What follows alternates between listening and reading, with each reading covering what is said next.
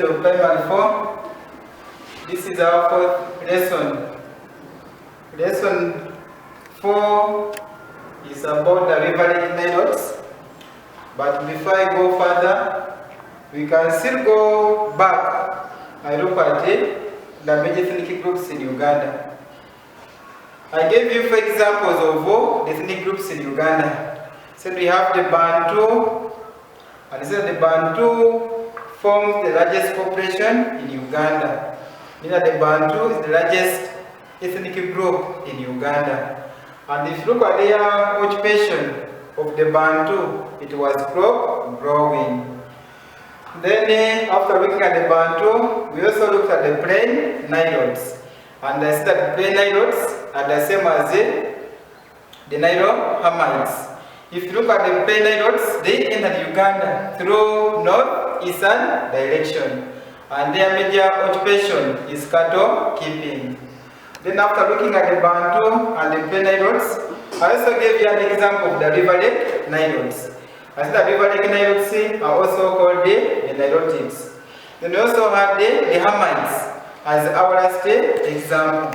And under the Hamites, I said that the Hamites form the smallest population in Uganda. So today's lesson is about the major ethnic groups in Uganda, but specifically we shall look at the river lake nilotes. So if you look at the river lake nilotes, the river lake nilotes are also called the nilotics. So you can either say the nilotics or the river lake nilotes. The river lake nilotes entered Uganda through northern direction. And when they entered Uganda, they settled at a place called the Ubungo. Ubungo, which is today called the Pakwach.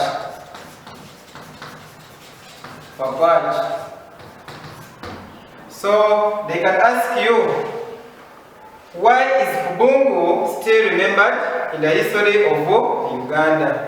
You say Ubungo is where the river lake nilotes first settled before spreading to other parts of Uganda. Then still if you look at the river lake nilotes, they originated from Bahr Ghazal. Look at the spelling of the word Bahr Ghazal. It's B-A-H-R-E-L then you have capital G-H-A-Z-E-L, and the word is Bahr Ghazal. So if you look at these two places, Ubungo, I said that Ubungo is where the river lake nilotes first settled before spreading to other parts of Uganda. Then Bahr Ghazal, it was the original homeland, the original homeland of the nilotics. So they can ask you that what was the original homeland, or what was the homeland of the river lake nilotes, or of the nilotics. So the nilotics originated from Bahr Ghazal in South Sudan. So I've talked about these two places. I said Bahr Ghazal was the original homeland of the river lake nilotes. Then in Ubungo, it is a place where the river lake nilotes first settled before spreading to other parts of Uganda. And you see, if you look at the river lake nilotes, I said that the river lake nilotes entered Uganda through northern direction. Then after entering into Uganda, they settled at the Ubungo. Then what was their original homeland? It was Bahr Ghazal. Then the river lake nilotes, or the nilotics, can also be called the Luo speakers. Luo speakers. So we have 3 names that we can give to this group. So they can be called the river lake nilotes. You can call them to be the nilotics or the Luo speakers. Then after looking at their original homeland and even the area where they settled in Uganda, then you can also look at the occupation. What was the occupation of the river lake nilotes? So So if you look at the River Lake Nilotes, they carried out what we call cattle keeping. Cattle keeping. So mean that their occupation or their economic activity was cattle keeping. Or you can say pastoralism. Pastoralism. So you can either use cattle keeping or you can use pastoralism. In the case they ask you the occupation of the River Lake Nilotes. So if you look at the River Lake Nilotes, they were cattle keepers. The River Lake Nilotes, all the Nilotics, all the role speakers were cattle keepers.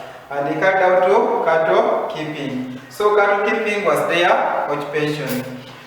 Then we can also look at the examples. What can we give as the examples of the Nilotics? Examples of the Nilotics in Uganda. Examples of the Nilotics in Uganda. I said the Nilotics are also called the River Lake Nilotes or the Luo speakers.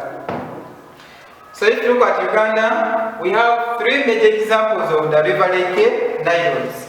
One, we have the Acholi. We have the Acholi. Then we also have the Arul. We have the Arul. Then we also have the Japadona. Japadona. So these are the three examples of the River Lake Nilotes in Uganda. So if you look at these two, the Acholi and the Arul, these ones here are in northern region. So my beloved children who are in central, if you look at the central part of Uganda, we don't have the River Lake Nilotes. But still, as people are migrating, if you look at Kampala, we have different tribes in Kampala. We have the Acholi, we have the Arul, we have the Baganda, we have the Basamia, Banyankole, etc. But if you want to find many people and the Nilotics, you can look at the northern part of Uganda. We have the Acholi and the Arul. Then we have the Japadona. The Japadona are found in eastern Uganda, but specifically in Tororo district. So if you look at Tororo district, it's a district from the eastern part of Uganda. So Tororo district has very many people who speak this language. So we have got three examples of the River Lake Nilotes in Uganda. I said we have the Acholi, Arul, and also the Japadona. Then, if you look at this River Lake Nilotes, I said their major occupation was cattle keeping. They came from Bahel Gazelle in South Sudan. When they entered Uganda, they settled at Kubungo, today known as Pakwach. Then the River Lake Nilotes being called the Nilotics or the Luo speakers. Their occupation, cattle keeping, or you can talk of pastoralism. Then still at the River Lake Nilotes, they were cattle keepers. Then if you look at reasons for their migration, reasons for their migration. Reasons for their migration. One, we can talk of what made this group to migrate. One, they were looking for enough water and pasture. Enough water and pasture for their animals. Basic of their occupation. So if you look at these River Lake Nilotes, they were cattle keepers, meaning they wanted areas which had the pasture and water for their animals. Then we can also talk of internal and the external conflicts. Internal and external conflicts in their homeland. Then still you can also talk of overpopulation. Overpopulation. The population was high compared to the resources. Then still you can also talk of outbreak of epidemic diseases. Outbreak of epidemic diseases. So these are some of the reasons as why the River Lake Nilotes migrated. So my beloved children of primary 4, before I end, still I can go through. We looked at the River Lake Nilotes, and I said under the River Lake Nilotes, the River Lake Nilotes are also called the Nilotics, or you can call them to be the Luo speakers. What was their original homeland? They originated from Bahel Gazelle in South Sudan. Then when they entered Uganda, they settled at a place called the Ubungu before spreading to other parts of Uganda. What was the occupation of the Nilotics? The Nilotics carried out cattle keeping, or you can talk of pastoralism. Then we have the major examples of the Nilotics in Uganda. I said we have the Acholi, we have the Arol, and we also have the Japadola. Then we have reasons for their migration, looking for water and pasture for their animals, and this was their major reason since they were cattle keepers. Then there was also internal and external conflicts. Then overpopulation in their homeland. Then outbreak of epidemic diseases. So my beloved children of primary 4, before I end the lesson, I want to remind you about the questions that I have sent. So I have sent some questions that we are going to go through, and make sure you try to answer, and still go through the work that we are giving you. We are ever sending you work on the hard copy, so endeavor to go through and you do that work. Otherwise, thank you so much for listening to me.